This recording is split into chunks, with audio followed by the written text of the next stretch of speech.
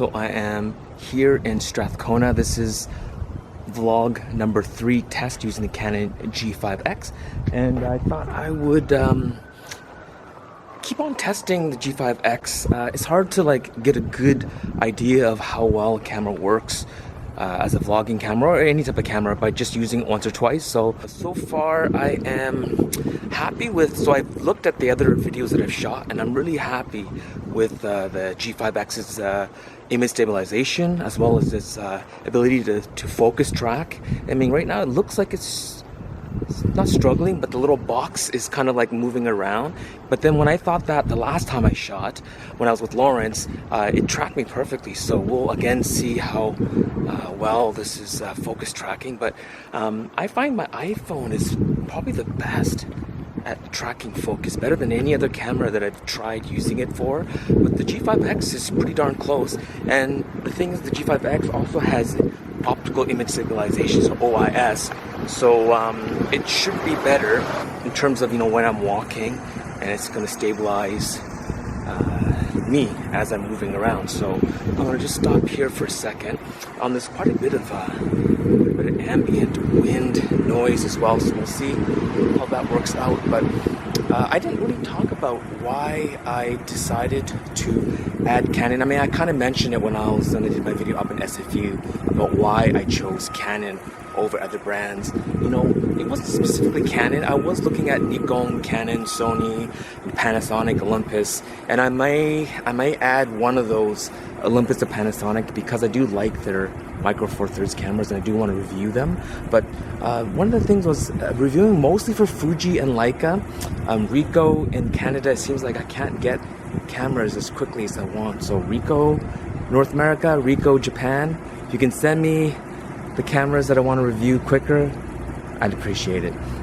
But one of the things that what I realized was that I was getting so used to shooting Fuji and Leica that when I had another brand in my hand, when I had a Canon or I had a Nikon, I found that I was getting lost in the menu system. I didn't know where the buttons were, and I felt a little bit out of touch, especially when it came to DSLRs and some of these newer 1-inch point and shoot. So the Sony RX100, the G series of Canon, the new Nikon DL series, and I did kind of want to know, have a better rounded feel for what's out there on the market. And so I did want to add one of the major brands like Canon that would have DSLRs, will have mirrorless, will have small point and shoots, will have video cameras and other kind of unique sort of equipment that I can review. So Canon was the right fit for me, so that's kind of why I wanted to review Canon, and of course that's why I wanted the G5X. It was kind of in the category that I'm used to reviewing. So yeah, really strong wind noise now. I don't know how this is going to work out, but let's just see. I'm on my way into Chinatown right now. So I'm in Chinatown. Just finished talking to a buddy of mine, Donald. He's an older fella, lives down in the downtown east side Chinatown area, and so I thought I would talk with him. I was thinking about having him in my video, but decided not to. But anyway, so far I really like using this camera as my vlogging camera. I don't see that. I don't see if the camera's autofocusing on me or not. I hope it is. Is it working? I think it is. Anyways, yeah, so I am shooting with Canon because I think Canon is one of the better camera brands in terms of the widest variety of things that I can review and sort of get a hold of. Canon has extended this camera again to me. I wanted a few more days, so I shot my video yesterday, which I don't know in the timeline of this video, when I stitch all my reviews and my vlogs together, where everything will land.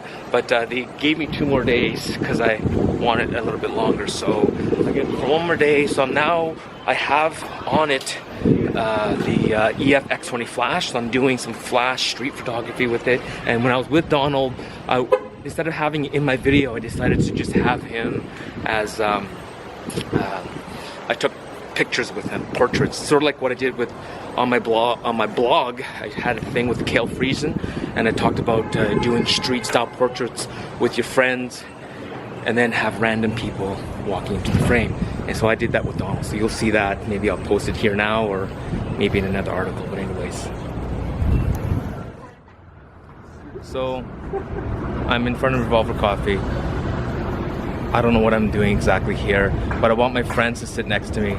But it looks like my friends are nerdier than me, as you can see. Again, let's just see how well this focus tracks.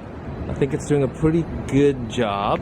But friends, can you sit next to me? I just want to see how much, how wide the 24 can get you guys in. I don't think it's going to happen. But anyways, at Revolver, just finishing up. I don't think the 24 is wide enough. I think you probably need a 21. Like, it's just, yeah, you see, it's a bit too tight. My arm is completely stretched out. Clicking here or something, or what? This is a vlog, and I actually typically don't click on my vlogs. Okay, if you've been watching my show. I don't want to click either. All right, but you're gonna really click like a real one. But see, look at that. See, look, we all fit. Well, kind of, but I have to stretch my brain. We're all friends. We're all family. We're all family. Camera family. But anyways, that's it. I'm gonna stop this now as we start a really important camera club. I'm trying to think of a good acronym, but I can't. Anyways, that's it. I'm stopping this. So I'm pretty much done today taking pictures as well as using so I use the G5X pretty much the entire day. I also use my iPhone, but I'd say 90% of the time. It was hard kind of switching back and forth between using this as a vlogging camera and then as an actual camera that I use for taking street photography pictures. But I was able to do it, and I had a great time. It's a great camera for street photography. The 1-inch sensor gives enough depth of field that it's not like an APS-C or a full frame where you can shoot at f4, f5.6 and get some pretty good depth of field, like deep depth of field, which means a lot is in focus. I know a lot of people going for that bokeh look, but I actually like the deeper depth of field because I want everything in focus, and I'm using it with the fill flash from the Fujifilm, the EFX20. So f4, f5.6. Overall, I'm pleased. You do have to get used to the articulating screen that's off to the side. So if you're trying to shoot discreetly, and it does have the touch shutter, so you just touch anywhere on the screen and it will take pictures for you wherever you press.